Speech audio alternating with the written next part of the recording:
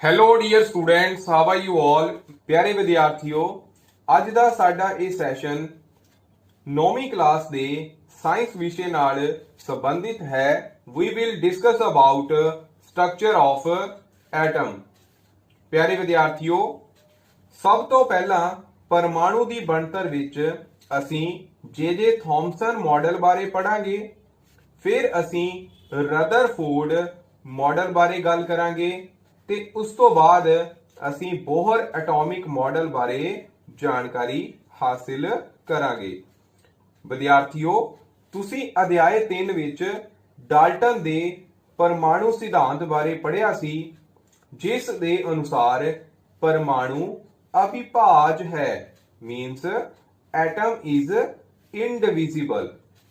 ਪਰੰਤੂ ਜੇ ਥਾਮਸਨ ਅਤੇ ਗੋਲਡਸਟੇਨ ਅਤੇ ਉਹਨਾਂ ਦੇ ਕੋਵਰਕਰਸ ਦੁਆਰਾ ਇਲੈਕਟ੍ਰੋਨ ਅਤੇ ਪ੍ਰੋਟੋਨ ਦੀ ਖੋਜ ਨੇ ਡਾਲਟਨ ਦੇ ਪਰਮਾਣੂ ਸਿਧਾਂਤ ਦੀ ਇਸ ਧਾਰਨਾ ਨੂੰ ਗਲਤ ਸਾਬਿਤ ਕਰ ਦਿੱਤਾ ਅਤੇ ਉਹਨਾਂ ਨੇ ਰਸਾਇਣਿਕ ਵਿਗਿਆਨ ਵਿੱਚ ਇੱਕ ਨਵੀਂ ਰੈਵੋਲੂਸ਼ਨ ਲਿਆ ਦਿੱਤੀ ਤੇ ਉਹਨਾਂ ਨੇ ਕਿਹਾ ਕਿ ਕਿਸੇ ਇੱਕ ਪਰਮਾਣੂ ਵਿੱਚ ਇਲੈਕਟ੍ਰੋਨ ਅਤੇ ਪ੍ਰੋਟੋਨ ਹੁੰਦੇ ਹਨ।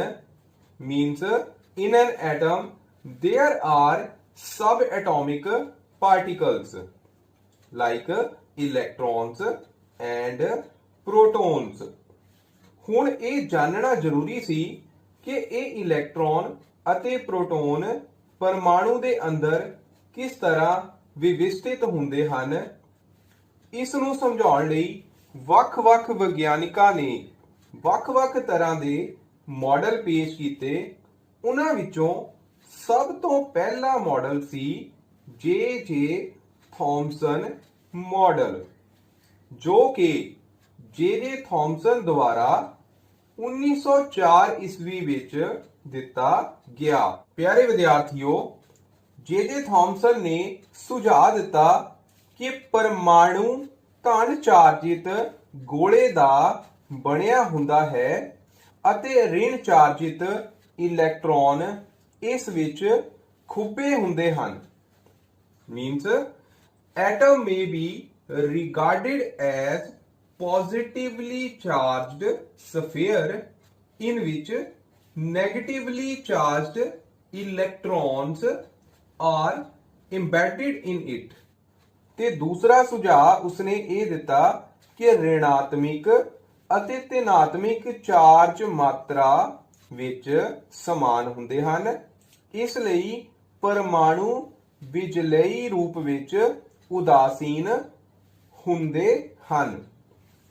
It means the positive charge due to protons and negative charge due to electrons balance each other. As a result, an atom as a whole is electrically neutral. Means we can say atom has no net charge। ਪਿਆਰੇ ਵਿਦਿਆਰਥੀਓ, ਇਸ ਨੂੰ ਅਸੀਂ ਤਰਬੂਜ ਦੀ ਉਦਾਹਰਣ ਲੈ ਕੇ ਵੀ ਸਮਝ ਸਕਦੇ ਹਾਂ, ਜਿਸ ਦੇ ਅਨੁਸਾਰ ਪਰਮਾਣੂ ਵਿੱਚ ਧਨ ਚਾਰਜ ਤਰਬੂਜ ਦੇ ਖਾਣ ਵਾਲੇ ਲਾਲ ਭਾਗ ਵਾਂਗ ਖਿਲਰਿਆ ਹੈ, ਜਦੋਂ ਕਿ ਇਲੈਕਟ੍ਰੋਨ ਧਨ ਚਾਰਜਿਤ ਗੋਲੇ ਵਿੱਚ ਤਰਬੂਜ ਦੇ ਬੀਜ ਵਾਂਗ ਖੁੱਬੇ ਹੁੰਦੇ ਹਨ। ਪਰ ਪਿਆਰੇ ਵਿਦਿਆਰਥੀਓ, ਇਸ ਮਾਡਲ ਦੀਆਂ ਕੁਝ ਖਾਮੀਆਂ ਸਨ। ਆਓ ਉਹਨਾਂ ਬਾਰੇ ਵੀ ਅਸੀਂ ਜਾਣਕਾਰੀ ਹਾਸਿਲ ਕਰਦੇ ਹਾਂ। ਪਰ ਇਹਨਾਂ ਖਾਮੀਆਂ ਨੂੰ ਸਮਝਣ ਤੋਂ ਪਹਿਲਾਂ ਅਸੀਂ ਪਰਮਾਣੂ ਦੇ ਅਗਲੇ ਮਾਡਲ ਬਾਰੇ ਪੜਾਂਗੇ, ਜਿਸ ਦਾ ਨਾਮ ਹੈ ਰਦਰਫੋਰਡ ਦਾ ਪਰਮਾਣੂ model. Means Rutherford's model of an atom. ਪਿਆਰੇ ਵਿਦਿਆਰਥੀਓ, ਇੰਗਲੈਂਡ ਦੇ ਵਿਗਿਆਨੀ ਅਰਨੈਸਟ ਰਦਰਫੋਰਡ ਇਹ ਜਾਣਨ ਦੇ ਇੱਛੁਕ ਸਨ ਕਿ ਇਲੈਕਟ੍ਰੋਨ ਪਰਮਾਣੂ ਦੇ ਅੰਦਰ ਕਿਵੇਂ ਵਿਵਸਥਿਤ ਹੁੰਦੇ ਹਨ। ਇਸ ਲਈ ਉਸਨੇ 1911 ਈਸਵੀ ਵਿੱਚ ਅਲਫਾ ਪਾਰਟੀਕਲ ਸਕੈਟਰਿੰਗ ਐਕਸਪੈਰੀਮੈਂਟ ਕੀਤਾ, ਜਿਸ ਲਈ ਉਸਨੇ ਇੱਕ ਭਾਰੀ ਧਾਤ ਜਿਵੇਂ ਕਿ ਸੋਨੇ ਦੀ ਇੱਕ ਪਤਲੀ ਪੱਤੀ ਦੀ ਚੋਣ ਕੀਤੀ। ਇਹ ਧਾਤ ਦੀ ਪੱਤੀ 1000 ਪਰਮਾਣੂਆਂ ਦੇ ਬਰਾਬਰ ਮੋਟੀ ਸੀ। ਇਸ ਉੱਤੇ ਉਸਨੇ ਤੇਜ਼ ਗਤੀ ਵਾਲੇ ਅਲਫਾ ਕਣ ਟਕਰਾਏ। ਪਿਆਰੇ ਵਿਦਿਆਰਥੀਓ, ਇਹ ਅਲਫਾ ਕਣ ਕੀ ਨੇ? ਇਹ ਅਲਫਾ ਕਣ ਦੋ ਚਾਰਜਿਤ ਹੀਲੀਅਮ ਕਣ ਹੁੰਦੇ ਹਨ, ਜਿਨ੍ਹਾਂ ਉੱਤੇ ਧਨ ਚਾਰਜ ਹੁੰਦਾ ਹੈ, ਮੀਨਸ 2 ਪੋਜ਼ਿਟਿਵ ਚਾਰਜ। ਇਹ ਬੱਚਿਓ ਤੁਸੀਂ ਯਾਦ ਰੱਖਣਾ ਹੈ ਕਿ ਹੀਲੀਅਮ ਕਣ ਉੱਤੇ ਕਿਹੜਾ ਚਾਰਜ ਹੁੰਦਾ ਹੈ? 2 ਪੋਜ਼ਿਟਿਵ ਚਾਰਜ। ਇਹਨਾਂ ਦਾ ਪੁੰਜ 4U ਹੁੰਦਾ ਹੈ। U ਤੋਂ ਭਾਵ ਹੈ ਯੂਨੀਫਾਈਡ ਮਾਸ, ਜੋ ਕਿ ਇੱਕ ਪ੍ਰੋਟੋਨ ਦੇ ਪੁੰਜ ਤੋਂ 4 ਗੁਣਾ ਜ਼ਿਆਦਾ ਹੁੰਦਾ ਹੈ। ਬੱਚਿਓ, ਇਹ ਅਲਫਾ ਪਾਰਟੀਕਲ ਮੀਨਸ ਅਲਫਾ ਕਣ ਕਿਸੇ ਰੇਡੀਓ ਐਕਟਿਵ ਐਲੀਮੈਂਟ ਜਿਵੇਂ ਕਿ ਰੇਡੀਅਮ ਦੁਆਰਾ, ਜਿਸ ਨੂੰ ਕਿ ਲੈਡ ਕੈਵਿਟੀ ਵਿੱਚ ਰੱਖਿਆ ਹੁੰਦਾ ਹੈ, ਐਮਿਟ ਹੁੰਦੇ ਹਨ। ਪਿਆਰੇ ਵਿਦਿਆਰਥੀਓ, ਇੱਥੇ ਲੈਡ ਕੈਵਿਟੀ ਦਾ ਫੰਕਸ਼ਨ ਕੀ ਹੈ? ਅਸਲ ਵਿੱਚ ਲੈਡ ਕੈਵਿਟੀ ਇਹ ਰੇਡੀਓ ਐਕਟਿਵ ਸਬਸਟੈਂਸ ਵਿੱਚੋਂ ਨਿਕਲਣ ਵਾਲੀਆਂ ਖਤਰਨਾਕ ਰੇਡੀਏਸ਼ਨਸ ਨੂੰ ਬਲੌਕ ਕਰਦੀ ਹੈ। ਇਸ ਲੈਡ ਕੈਵਿਟੀ ਵਿੱਚ ਇੱਕ ਹੋਲ ਕੀਤਾ ਹੁੰਦਾ ਹੈ, ਜਿਸ ਰਾਹੀਂ ਇਹ ਰੇਡੀਏਸ਼ਨਸ ਬਾਹਰ ਆਉਂਦੀਆਂ ਹਨ, ਤੇ ਫਰਦਰ ਇੱਕ ਸਲਿਟ ਲੱਗੀ ਹੁੰਦੀ ਹੈ, ਜਿਸ ਵਿੱਚੋਂ ਇਹ ਰੇਡੀਏਸ਼ਨਸ ਮਤਲਬ ਇਹ ਅਲਫਾ ਪਾਰਟੀਕਲ ਬਾਹਰ ਆਉਂਦੇ ਹਨ, ਜਿਸ ਨੂੰ ਫਿਰ ਸੋਨੇ ਦੀ ਇਸ ਪਤਲੀ ਪੱਤੀ ਉੱਤੇ ਟਕਰਾਇਆ ਜਾਂਦਾ ਹੈ। ਤੇ ਵਿਦਿਆਰਥੀਓ, ਰਦਰਫੋਰਡ ਨੇ ਇਸ ਸੈਟਅਪ ਵਿੱਚ ਇੱਕ ਸਰਕੂਲਰ ਸਕਰੀਨ ਲਗਾਈ, ਜਿਸ ਉੱਤੇ ਜ਼ਿੰਕ ਸਲਫਾਈਡ ਨਾਮਕ ਇੱਕ ਫਲੋਰੋਸੈਂਟ ਮਟੀਰੀਅਲ ਦੀ ਪਰਤ ਚੜੀ ਹੁੰਦੀ ਹੈ। ਇਹ ਫਲੋਰੋਸੈਂਟ ਮਟੀਰੀਅਲ ਦੀ ਪਰਤ ਉੱਤੇ ਜਦ ਵੀ ਕੋਈ ਕਣ ਸਟ੍ਰਾਈਕ ਕਰਦੇ ਹਨ ਤਾਂ ਉਸ ਉੱਤੇ ਚਮਕ ਪੈਦਾ ਹੁੰਦੀ ਹੈ। ਤੇ ਪਿਆਰੇ ਵਿਦਿਆਰਥੀਓ, ਤੁਸੀਂ ਇਹ ਸਾਰਾ ਸੈਟਅਪ ਆਪਣੀ ਸਕਰੀਨ ਉੱਪਰ ਦੇਖ ਸਕਦੇ ਹੋ। ਇਹ ਹੈ ਰਦਰਫੋਰਡ ਦਾ ਸਕੈਟਰਿੰਗ ਐਕਸਪੈਰੀਮੈਂਟ ਦਾ ਸੈਟਅਪ। ਪਿਆਰੇ ਬੱਚਿਓ, ਰਦਰਫੋਰਡ ਦਾ ਅੰਦਾਜ਼ਾ ਸੀ ਕਿ ਅਲਫਾ ਕਣ ਸੋਨੇ ਦੇ ਪਰਮਾਣੂਆਂ ਵਿੱਚ ਮੌਜੂਦ ਅਵਪਰਮਾਣੁਕ ਕਣਾਂ ਦੁਆਰਾ ਵਿਖੇਪਿਤ ਹੋਣਗੇ। ਕਿਉਂਕਿ ਅਲਫਾ ਕਣ ਪ੍ਰੋਟੋਨ ਤੋਂ ਵੱਧ ਭਾਰੇ ਸਨ, ਇਸ ਲਈ ਉਹਨਾਂ ਨੇ ਇਸ ਦੇ ਵਧੇਰੇ ਵਿਖੇਪਣ ਦੀ ਆਸ ਨਹੀਂ ਕੀਤੀ ਸੀ। ਪਰ ਪਿਆਰੇ ਵਿਦਿਆਰਥੀਓ, ਅਲਫਾ ਕਣ ਖੰਡਾਊ ਪ੍ਰਯੋਗ means alpha particle scattering experiment ਨੇ ਆਸ ਤੋਂ ਬਿਲਕੁਲ ਉਲਟ ਸਿੱਟਾ ਦਿੱਤਾ। ਉਸ ਐਕਸਪੈਰੀਮੈਂਟ ਤੋਂ ਕੀ ਆਬਜ਼ਰਵੇਸ਼ਨ ਆਈਆਂ, ਆਓ ਇਹਨਾਂ ਬਾਰੇ ਪੜ੍ਹਦੇ ਹਾਂ। ਫਸਟ ਆਬਜ਼ਰਵੇਸ਼ਨ ਸੀ ਕਿ ਤੇਜ਼ ਗਤੀ ਨਾਲ ਚੱਲ ਰਹੇ ਵਧੇਰੇ ਅਲਫਾ ਕਣ ਸੋਨੇ ਦੀ ਪੱਤੀ ਵਿੱਚੋਂ ਸਿੱਧੇ ਨਿਕਲ ਗਏ।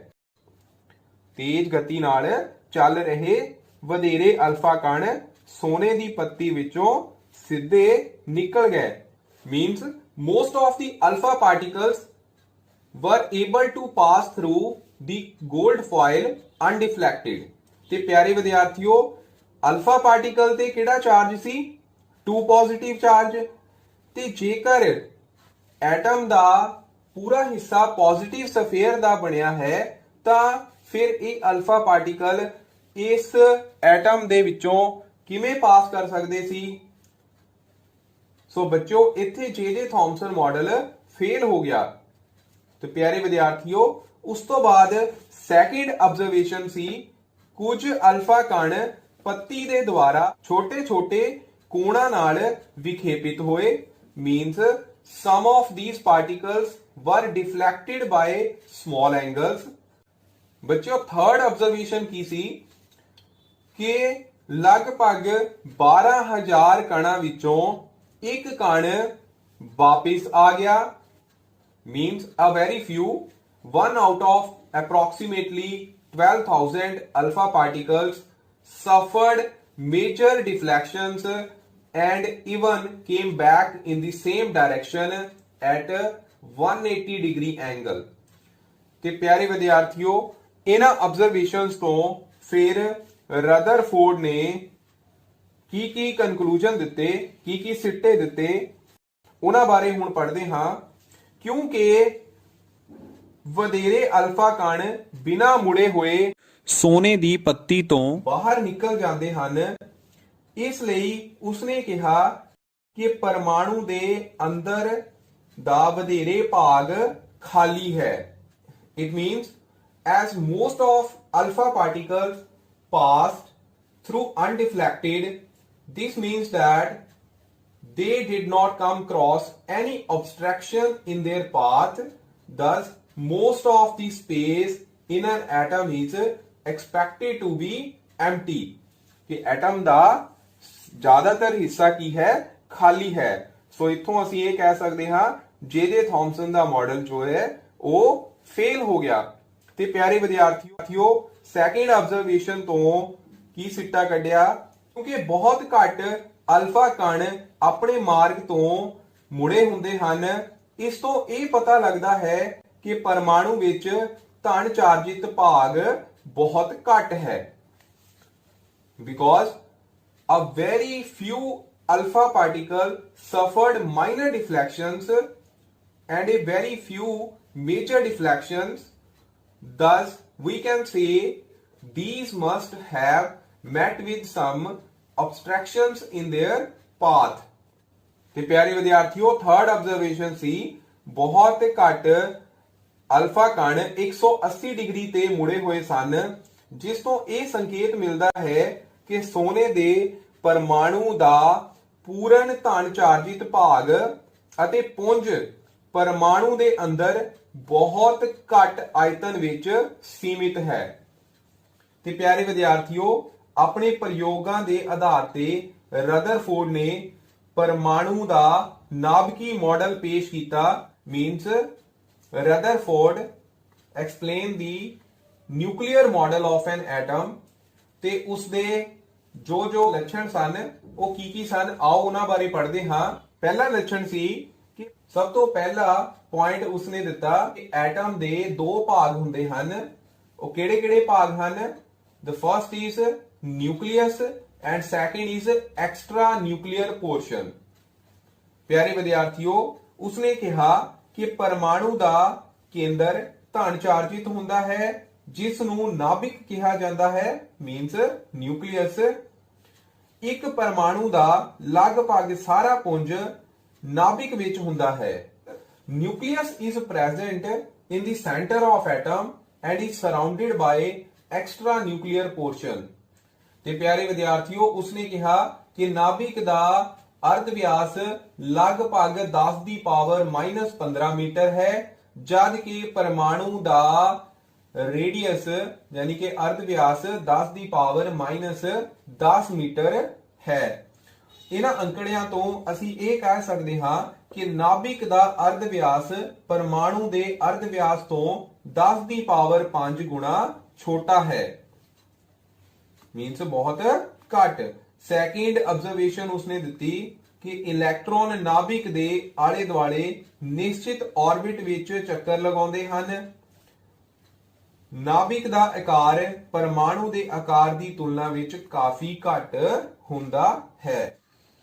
ਰਦਰਫੋਰਡ ਨੇ ਆਪਣੇ ਇਸ ਮਾਡਲ ਦੀ ਸੂਰਜੀ ਪਰਿਵਾਰ ਨਾਲ ਤੁਲਨਾ ਕੀਤੀ, ਜਿਵੇਂ ਕਿ ਸੂਰਜ ਦੇ ਆਲੇ ਦੁਆਲੇ ਗ੍ਰਹਿ ਆਪਣੇ ਪਥ ਵਿੱਚ ਚੱਕਰ ਲਗਾਉਂਦੇ ਹਨ, ਉਸੇ ਤਰ੍ਹਾਂ ਇੱਕ ਪਰਮਾਣੂ ਵਿੱਚ ਇਲੈਕਟ੍ਰੋਨ ਵੀ ਨਾਭਿਕ ਮੀਨਸ ਨਿਊਕਲੀਅਸ ਦੁਆਲੇ ਚੱਕਰ ਲਗਾਉਂਦੇ ਹਨ।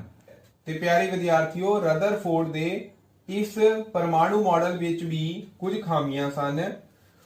ਉਸ ਦੇ ਅਕੋਰਡਿੰਗ ਇਲੈਕਟ੍ਰੋਨ ਕਦੇ ਨਿਊਕਲੀਅਸ ਦੇ ਨੇੜੇ ਨਹੀਂ ਹੋਵੇਗਾ ਜਾਂ ਨੇੜੇ ਨਹੀਂ ਜਾਵੇਗਾ, ਕਿਉਂਕਿ ਇਲੈਕਟ੍ਰੋਨ ਅਤੇ ਨਿਊਕਲੀਅਸ ਮਤਲਬ ਨਾਭਿਕ ਦੇ ਵਿਚਕਾਰ ਜੋ ਅਟਰੈਕਟਿਵ ਫੋਰਸਿਸ ਹਨ ਉਹ ਆਕਰਸ਼ਣ ਬਲ ਸੈਂਟਰੀਫਿਊਗਲ ਫੋਰਸ ਦੁਆਰਾ ਬੈਲੈਂਸ ਹੁੰਦਾ ਹੈ, ਜੋ ਕਿ ਉਲਟ ਦਿਸ਼ਾ ਵਿੱਚ ਲੱਗਦਾ ਹੈ। ਮਤਲਬ ਇੱਥੇ ਇਹ ਦੋਨੋਂ forces, attractive forces between nucleus and electron, ਤੇ ਦੂਸਰੀ ਫੋਰਸ ਹੈ ਸੈਂਟਰੀਫਿਊਗਲ ਫੋਰਸ, ਇੱਕ ਦੂਜੇ ਨੂੰ, ਜੋ ਕਿ ਬਾਹਰ ਵਾਲੀ ਦਿਸ਼ਾ ਵੱਲ ਲੱਗਦੀ ਹੈ, ਇੱਕ ਦੂਜੇ ਨੂੰ ਬੈਲੈਂਸ ਕਰਦੇ ਹਨ।